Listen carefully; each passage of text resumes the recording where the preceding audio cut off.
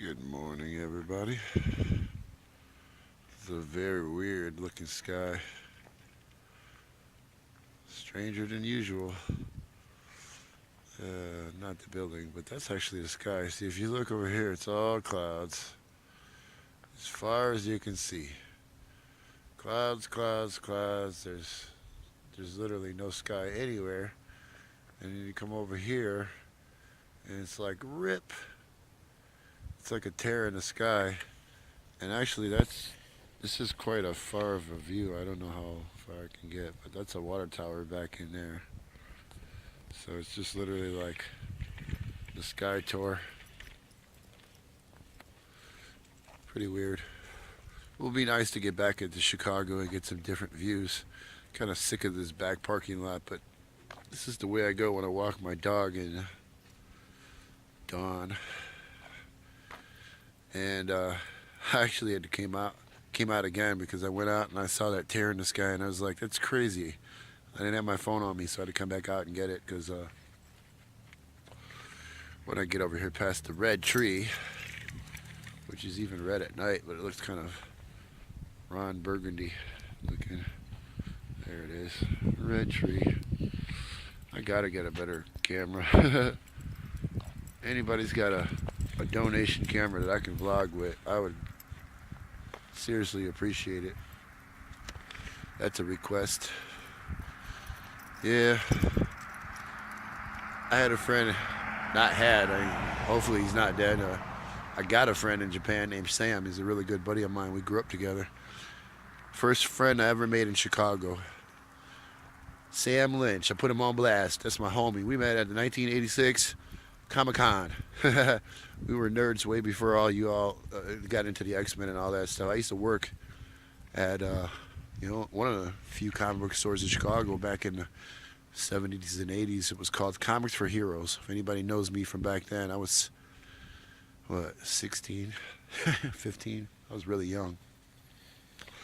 But I moved to Chicago, and I was a big nerd. I actually got locked up. I was a bad kid. I wasn't really like a nerd. I was a nerd in the sense that my emotional pain caused me to seek out things that were not dangerous.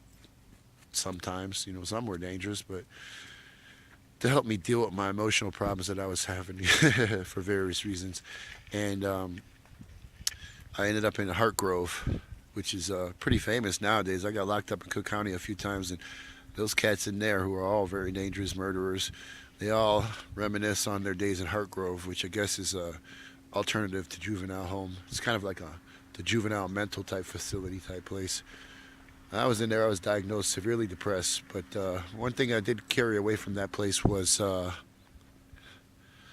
the comic book craze. My best friend in there, his name was Marchant Matthews. If anybody knows him, shout out. I hope he finds me. I ain't seen that cat in 30, 40 years. Now about 30 years. I was about 15. So anyway, Marchant killed somebody in Indiana. It's another story. He was fighting some kid along a river, punched the kid got knocked out, fell into the river and drowned.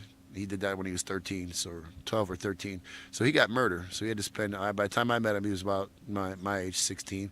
He had 3 more years or whatever, a couple more years before he was going to go to adult prison. He wasn't going to see light for a while.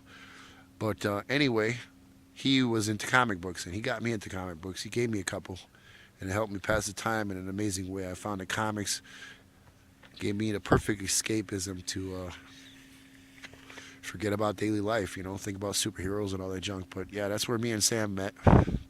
This story is so weird. I don't even know how I tell stories. I just ramble on about it until I get to a point. I don't even know if I have a point. Anyway, the point I think that I was trying to make was that I love Sam. And he told me, Nico, you're spamming me with all these messages. Why don't you just start a podcast or a vlog and get your damn thoughts out of your head, and maybe somebody else will agree with you. Somebody's got to like what you say or agree with you, and friggin' you get a little audience. So that's what I'm trying to do. I got 12 subscribers right now, my disciples, and that's what's going on, yo. Peace. Tear in the sky. And it is real.